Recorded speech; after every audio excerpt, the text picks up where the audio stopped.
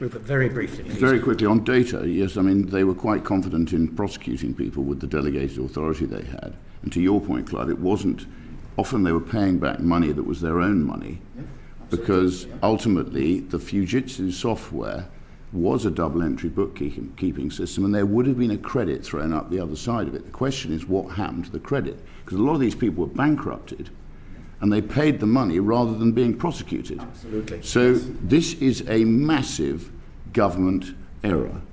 Basically, the post office is a government organ. It's an organ of the state. So, you know, we do need to get to the bottom of this. And you say the information wasn't there. Well, it was apparently there to prosecute people.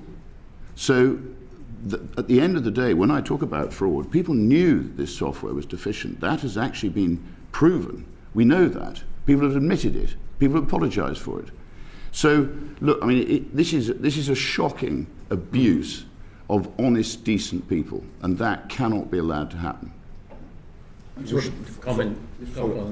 up. The people who weren't prosecuted but paid money back. Yeah. The post office must have had a record of all the payments back that were made to them. They must have had that. We need to know what happened to the positive balance. I'd like to know what happened to it, because there would have been a positive balance thrown up the other side. If you've got double entry bookkeeping system in any company, there will be a positive balance. I'll bet you that got written back to P&L, probably paid out in bonuses to the executives at the post office. So, Mr. Lowe has made a very interesting accusation today. I don't know whether this is being followed up by either in the general inquiry or whether the government itself is following this up, because it seems to me an important area that should be fully investigated. I agree that it is important. I think on Mr. Bett's point, we are getting to the bottom of the problems at individual branches through the disclosure process relating to the schemes. So if an individual comes forward to us, we go to the post office, they access the records, and for most years they still have that information. They didn't have it in an aggregated form, but we can get justice for the individual people.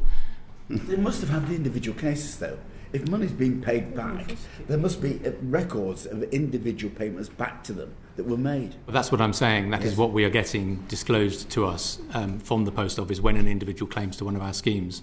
On the broader point about where the money went, that is something that I would expect Sir Win Williams' inquiry to pick up. You might well be right in your assessment. I suspect I am. I don't know for sure, but all these things are shrouded in so much need to know, can't tell, lack of transparency, time lapsing, so nobody actually knows where the truth lies. It's a case of, you know, I don't want to pursue this too much because we've got a lot to cover today, but I just do think that Rupert's made a really good point, and if the inquiry doesn't cover it, I think you should have forensic accountants looking at that, because if it was siphoned off the other part of the two-part balance sheet into profit and loss, and therefore into people's pockets in bonuses and so on, that is disgraceful. Jeffrey, it will have shown up somewhere.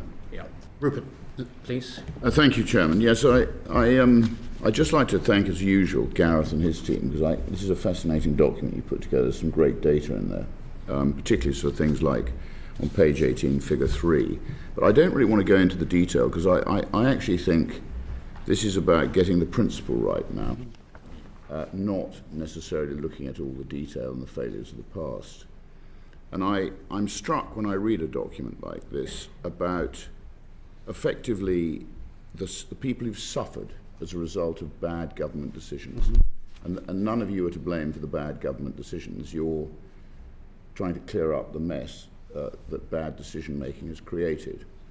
And I wasn't here on Monday because I was at a rape gang debate in Westminster Hall from an e-petition which I'd moved. That's going to be the next compensation scheme you all need to prepare yourselves for, and I'm going to mention another one in a minute. But I just want to read 3 things which I read from that meeting. Sir Alan Bates, speaking on the Horizon scheme, said, "I think there's a fundamental problem within all these schemes, and that is government should not be involved with them. The civil service just grinds them into the ground." We then had the Reverend Clive Foster speaking on the Windrush scheme. "I think having the people who were affected the most in the room to be part of that decision is really critical." And the third thing I thought was key was Kate Burt, speaking on the infected blood scheme. She said an independent body is absolutely critical, and not constantly having to reinvent compensation schemes and not have them attached to the department which has done the most harm. So I think there's a lot of wisdom in that meeting.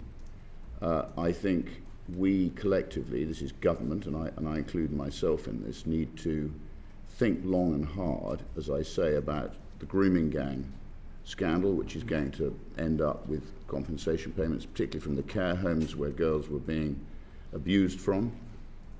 But even more importantly, COVID. The worst decision-making of all came around COVID, and there's going to be some vast compensation from COVID. So I just ask you all, the other thing that strikes me is, you know, continuity is so important to solving these problems, and yet I look at all your CVs every time, particularly the permanent secretaries. You all move around, you hop around like jack-in-the-boxes. None of you stay in your departments for more than 5 minutes, and I think both you, Gareth, and you, Jeremy, you move around so much that how can you possibly all get your minds around solving the outcome of this bad decision-making if you're not there for more than 5 minutes? So I just like to know that you're not going to consign what we're discussing here to the bottom drawer for another year before you come back here, because I think you've got some massive compensation still rattling down the track. and Chairman, I think we have a duty to the public, and particularly to the taxpayer, to make sure that we actually do this time put something in place that listens to the evidence of these very intelligent people who've suffered. And as I say, I've studied the post office scheme in huge depth. And I'd like to think that as a result of today's meeting, we can actually get something that's durable and fit for purpose. And, you know, as I say, it's government's fault. You're trying to clear it up. I personally don't think the civil service should be anywhere near trying to clear it up. I think it's a government error. You're a function of government. It needs an independent body, to other questioners' point, to actually oversee this. And we need some continuity from the permanent secretaries. We don't want them moving around all the time. I think that's a terribly bad situation within the civil service. So I'd like you to tell me that you think we can get the next major compensation schemes right. So if I may start, and there's a lot obviously in what you've just said. So if I perhaps start with your final question there, the whole point of this process is to make sure that we learn lessons. And we are determined to do so. Your point about we're here to serve justice, we're here to provide reconciliation for thousands of victims who have suffered, that is a core part of what public servants do, and we take it very, very seriously. So ultimately, it is our job to learn those lessons and to make sure that we follow through on every single lesson that we learned, and we put it in place quickly as best we can.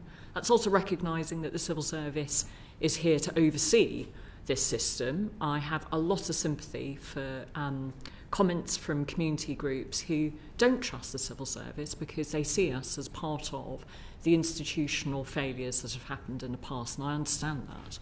And I think the Infected Blood Compensation Authority is a good example of an entirely independent body. They're not civil servants, they are public officials, independent of government, undertaking the delivery of this work.